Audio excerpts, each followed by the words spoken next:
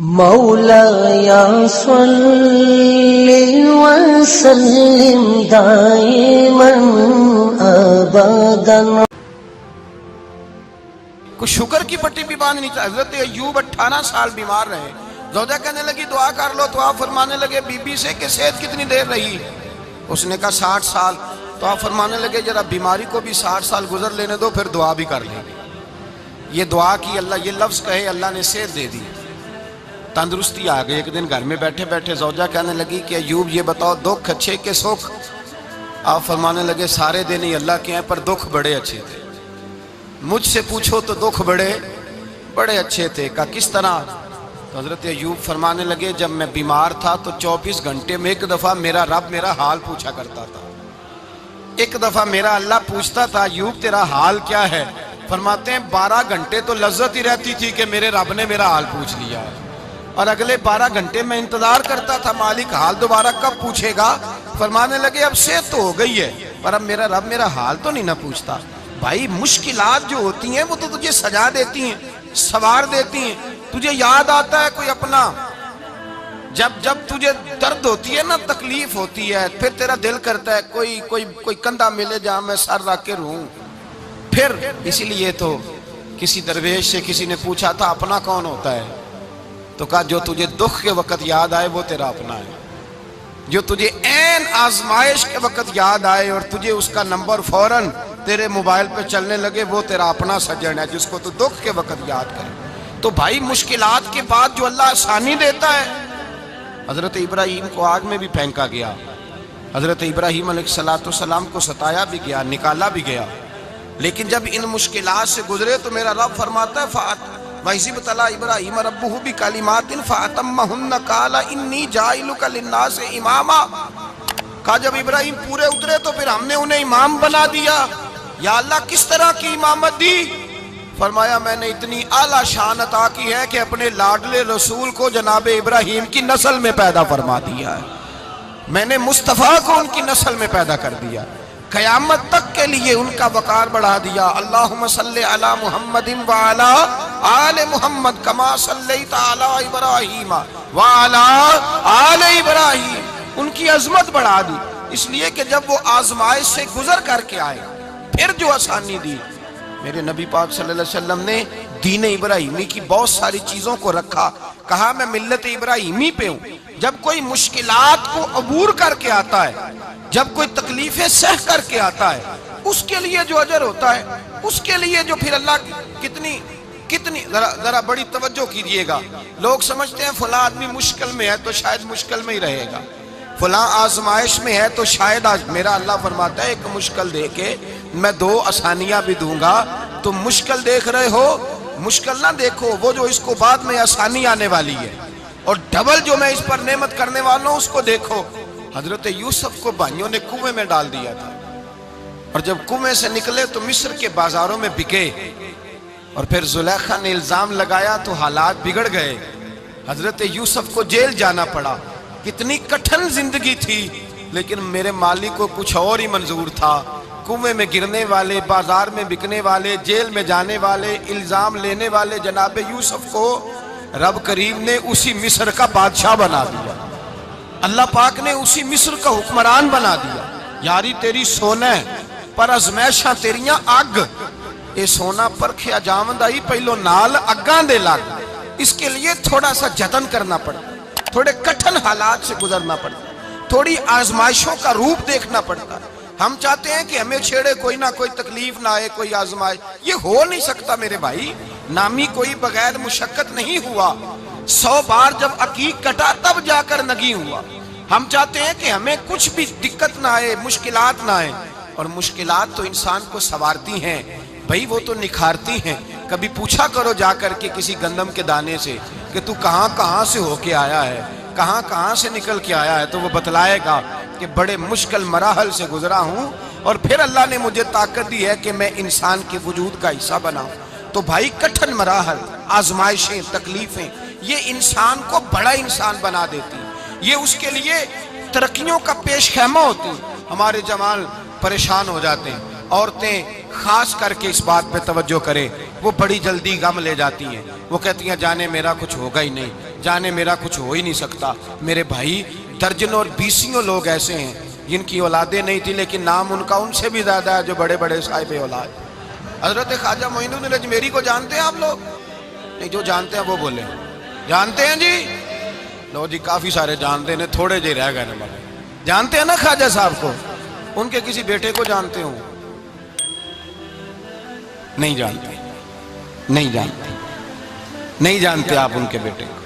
حضرت خواجہ معین الدین اجمیری رحمت اللہ تعالیٰ علیہ کے بیٹے کو نہیں جانتے، لیکن ویسے آپ ہندوستان میں کسی آدمی کو چھیڑ کے دیکھیں وہ کہے گا میں خواجہ صاحب کا روحانی بیٹا ہوں، میں اولاد۔ حضرت غوث اعظم رضی اللہ تعالیٰ عنہ کی اولاد کو کم لوگ جانتے ہیں، لیکن آپ ویسے کسی کو پوچھ کے دیکھیں 11ویں والا پیر کون ہوتا ہے، ہر آدمی ہاتھ اٹھا کے بتائے گا خدا کے فضل سے ہم پر ہے سایہ غوث اعظم کا، ہمیں دونوں جہاں میں ہے سہارا غوث۔ لوگ جھوم کے بتلائیں۔ میرے بھائی یہاں لوگ پریشان ہو جاتے ہیں کہ اولاد ہوگی تو یہ ہوگا، فلاں ہوگا تو یہ ہوگا۔ بھائی ایسی کوئی بات نہیں۔ میرے پاس پیسے ہوتے تو میرا ابا بیماری سے فوت نہ ہوتا۔ جو مالدار ہوتے ہیں تو کیا وہ بچ جاتے ہیں؟ حضرت اسرائیل انہیں چھوڑ جاتے ہیں؟ او خدا کے بندے تو کیسی بات کر رہا ہے؟ یاد رکھ، یہ جو آزمائشیں ہوتی ہیں، یہ جو تکلیفیں ہوتی ہیں، یہ جو تھوڑے سے مشکل حالات ہوتے ہیں۔ حضرت یونس علیہ السلام کی دوستی ہوگی حضرت جبریل امین سے، تو جناب جبریل ملنے آئے۔ حضرت یونس علیہ السلام فرمانے لگے جبریل میرا دل کرتا ہے مجھے اس بندے کی ملاقات کرا جو اللہ کا سب سے زیادہ عبادت گزار بندہ ہے۔ حضرت جبریل امین لے گئے دور دور فلسطین کے علاقے میں، اور لے جا کر ایک بندے سے ملاقات کرائی جس کی دونوں آنکھیں بھی کوئی نہیں تھی، دونوں بازو بھی کوئی نہیں تھی، دونوں پیر بھی کوئی نہیں تھی، اور اس بندے کی زبان پر لفظ بڑا کیا جاری تھے، یا اللہ تیرا شکر ہے، یا اللہ تیرا، بول کے کہیے یا اللہ تیرا، اے اللہ تیرا شکر ہے۔ شکر شکر کر رہا تھا۔ حضرت جناب سیدنا یونس علیہ السلام کہنے لگے میں نے تجھے عبادت گزار کو ملانے کو کہا تھا، تو کہاں لے آیا؟ تو حضرت جبریل کہنے لگے یا یونس، یہ ہر چیز جانے کے باوجود اپنے رب کی رضا پہ راضی ہے۔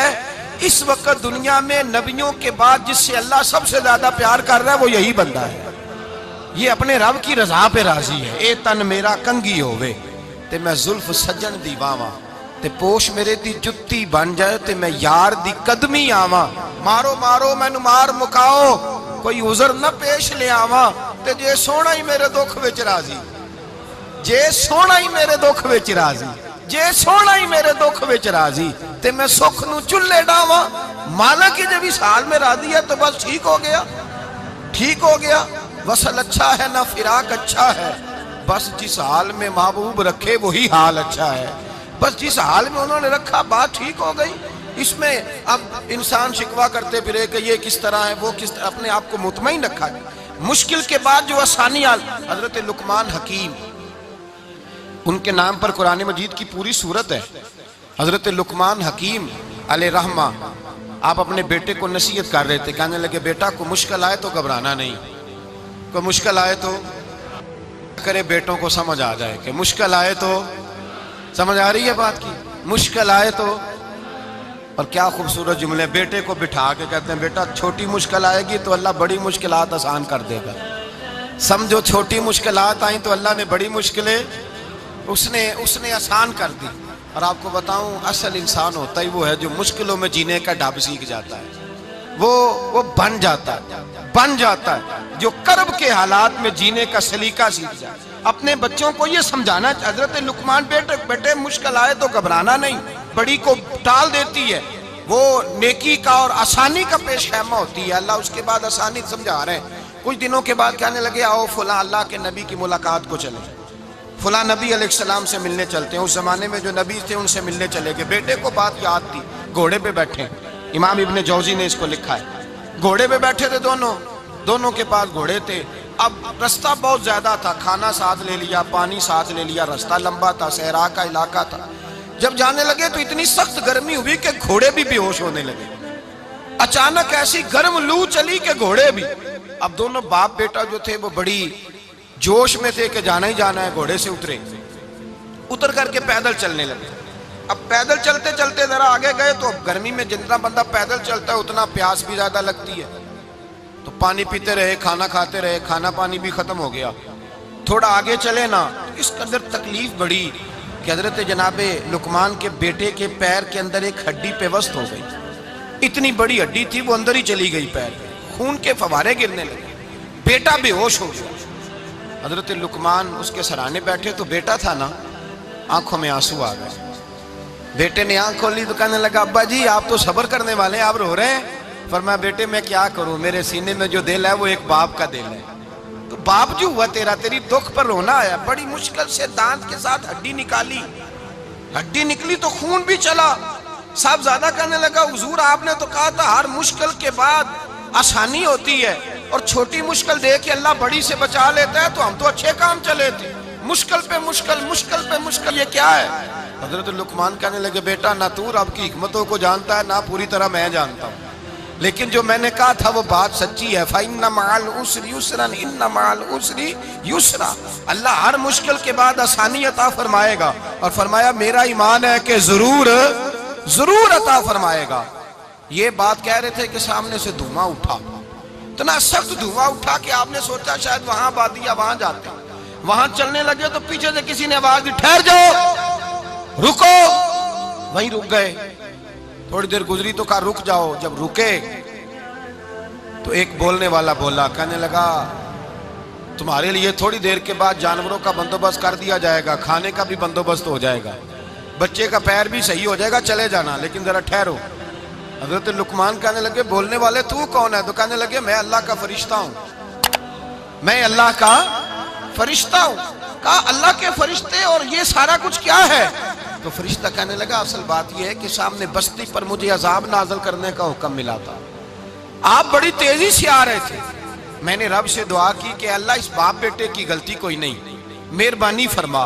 رب نے پہلے آپ کو صحرا میں الجھایا، پھر میری دعا کی برکت سے آپ کے گھوڑے ٹھہر گئے، پھر میری دعا کی برکت سے آپ کا پانی ختم ہوا، پھر میری دعا کی برکت سے آپ کے بیٹے کو زخم آیا، پھر میری دعا کی برکت سے سامنے سے دھواں اٹھا. فرمایا یہ جو تمہیں مشکل پہ مشکل آ رہی تھی، یہ تو میرا رب تمہیں عذاب سے بچانا چاہ رہا تھا. یہ جو تمہیں مشکل پر مشکل آ رہی تھی تو میرا مالک تمہیں عذاب سے بچا رہا تھا، تم سمجھ نہیں رہے تھے. حضرت لقمان نے بیٹے کی طرف دیکھا تو بیٹے کہنے لگے ابا جی بات بالکل سچی ہے، افضل الذکر لا الہ الا لا الہ الا. اور پھر پڑھنے لگے حسبنا اللہ و نعم الوکیل نعم المولا و نعم النصیر. یہ ورد ہونے لگے. بھائی جب تجھے مشکل آتی ہے، آزمائش آتی ہے، تو اس وقت سمجھتا ہے پتہ نہیں میرے ساتھ کیا بننے لگا ہے. اللہ تبارک و تعالیٰ چھوٹی مشکل دے کے تجھے بڑی سے محفوظ رکھتا ہے، چھوٹی بیماری دے کے تجھے بڑی سے محفوظ رکھتا ہے. بلکہ میں ایک دفعہ ایک تکلیف میں، ایک آزمائش میں مبتلا ہو گیا، تو میں نے اپنے حضرت سے کہا کہ حضور سارے دکھ کٹھے ہی آ گئے، کیا کیا جائے؟ تو آپ فرمانے لگے بڑے خوش نصیب ہو، جوانی میں اللہ نے دکھ دے دیے، بڑھاپے میں آئے تو برداشت نہیں ہوتے. یہ تو بڑے وقت پہ آ گئے، شکر ادا کرنا چاہیے. اس زمانے میں برداشت نہیں ہوتے، اب آسانی ہے، ان کو برداشت کرو، ہمت کرو. میرے بھائی یاد رکھیں، آزمائشیں تکلیفیں آپ کو بڑا کرنے کے لیے آتی ہیں. ہم آزمائش کو برا جانتے ہیں، دکھ کو برا جانتے ہیں. دکھ تو بڑے پیارے ہوتے ہیں، یہ رونے کا سلیقہ سکھاتے ہیں، یہ اللہ کو منانے کا طریقہ سکھاتے ہیں، یہ مسجد میں جانے کا. وہ جو سکھی بندہ ہے نا، سکھی. مجھے ایک صاحب کہنے لگے دو قسم کے لوگ مدینے سے آتے ہیں، مدینہ شریف پوچھنے لگے، کہنے لگے حضرت جی دو قسم کے بندے ہیں، کچھ واپس جاتے ہوئے تڑپ رہے ہیں، کچھ تصویریں کھینچ رہے ہیں رخصتی کے وقت، فرق کیا ہے؟ تو میں نے کہا وہ جو تصویریں کھینچ رہا ہے وہ امیر آدمی ہے، اسے پتہ ہے کہ میں پھر ٹکٹ لے لوں گا، مہینے کے بعد پھر آ جاؤں گا. اور یہ مدینہ چھوڑتے ہوئے تڑپ رہا ہے، یہ کوئی غریب ہے، یہ کہہ رہا ہے پتہ نہیں دوبارہ موقع ملے کہ نہ ملے. یہ دکھی ہے، یہ آزمائش میں. دکھی سکھی بندہ تو مکے جا کے نہیں روتا، وہاں بھی کھڑا ہے، ڈٹ کے کھڑا. دکھی کوئی نہیں تو روئے کیسے؟ روئے کیسے؟ دکھیے دی گل دکھیا ہی جانے، دکھیے دی گل. کیا خوبصورت لفظ ہے میاں صاحب کی، اور لفظوں میں حسن دیکھے. کہنے لگے دکھیے دی گل دکھیا ہی جانے تے سکھیے نو کی خبراں، تے یار جنہاں دے موت نے مارے روندے نہیں تک تک قبراں. یہ مشکل مرحلہ ہوتا ہے، جب انسان تکلیف میں ہوتا ہے پھر اسے احساس ہوتا ہے. اور تکلیف والے کو ہی تکلیف والے کی تکلیف کا احساس ہوتا ہے. جب آپ کو اللہ مشکل دیتا ہے تو سمجھ لیں رب آسانی دینا چاہ رہا ہے. جب تیز دھوپ آتی ہے تو سمجھ لے اللہ گرم ہوا گزار کے ٹھنڈی بارش برسانا چاہ رہا ہے، اور جب چاروں طرف سے گھٹن ہو، پنجابی میں کہتے ہیں گمہ لگ جائے، تو پھر سارے بول کے کہتے ہیں اب جو طوفان آئے گا وہ سخت ہی آئے گا۔ اس لیے کہ گھٹن جتنی زیادہ ہوتی ہے پھر فضل بھی اتنا۔ جن لوگوں نے تکلیفیں زیادہ سہی تھی رب نے عزتیں بھی زیادہ ہی عطا فرمائی۔ جن لوگوں نے تکلیفیں زیادہ سہی نا انہیں اللہ نے درجہ بھی۔ حضرت بلال حبشی نے بڑی تکلیف سہی، مارا کرتا تھا امیہ، بڑا مارتے تھے، اتنا مارتے تھے کہ موٹے، آپ نے کبھی دیکھے ہیں دیہاتوں میں موٹے موٹے پائے ہوتے تھے چار پائیوں کے، موٹے موٹے بان کی چار پائیاں اور بڑی چار پائیاں کافر بچھا کے بیٹھ جاتے، اور حضرت بلال حبشی کے پیر ان کے نیچے رکھ دیتے، ہاتھ ان کے نیچے رکھ دیتے، آگ لوہا گرم کر کے اس کے اوپر ننگے بدن لٹا دیتے۔ مکے نے بڑی آزمائشیں دیکھی، پھر اسی مکے نے مدینے نے عجیب رنگ دیکھا کہ میرے نبی معراج سے واپس آئے، اور حضور نے عظمت دی، فرمایا بلال یار تیرا بڑا مقام ہے، تو مدینے میں چل رہا تھا اور میں جنت میں تیرے قدموں کی آواز سن رہا تھا، کتنا تیرا مقام ہے، کتنا تیرا درجہ ہے، میں وہاں تیرے چلنے کی آواز سن رہا تھا۔ حضرت ابو بکر صدیق رضی اللہ تعالیٰ عنہ نے اس زمانے میں حضور کی نوکری کی جب دوسرا جانثار کوئی نہیں تھا، سارے لوگ تانے دیتے، کہتے ابو بکر تو اکیلا ہی سیانا ہے، سارا مکہ مخالفت کرتا ہے، تو جان ہی نہیں چھوڑتا، سارا زمانہ مخالفت کرتا۔ ابو بکر صدیق نے مال بھی دیا، جان بھی دی، شہزادی حضرت عائشہ بھی دی حضور کی خدمت میں، ہر چیز لٹا دی۔ دنیا کو پتا اس دن چلا جس دن میرے رسول پاک صلی اللہ علیہ وسلم مسجد نبی میں بیٹھے تھے، درجنوں صحابہ تھے، حضور نے فرمایا ابو دردہ کو تو بلاؤ۔ جناب ابو دردہ حاضر ہوئے تو کہتے ہیں حضور کا چہرہ دیکھا تو ناراضگی ہے چہرے پہ، میں نے دیکھتے ہی کہا حضور آپ مجھ سے ناراض ہیں؟ حضور نے فرمایا ہاں میں ناراض ہوں۔ جب یہ لفظ کہے تو میں کانپنے لگا، حضور ناراض ہو گئے؟ میں نے کہا یا رسول اللہ میری غلطی۔ تو نبی پاک نے فرمایا تو میرے ابو بکر کی عظمت نہیں جانتا؟ حضور جانتا ہوں۔ حضور کیا ہوا؟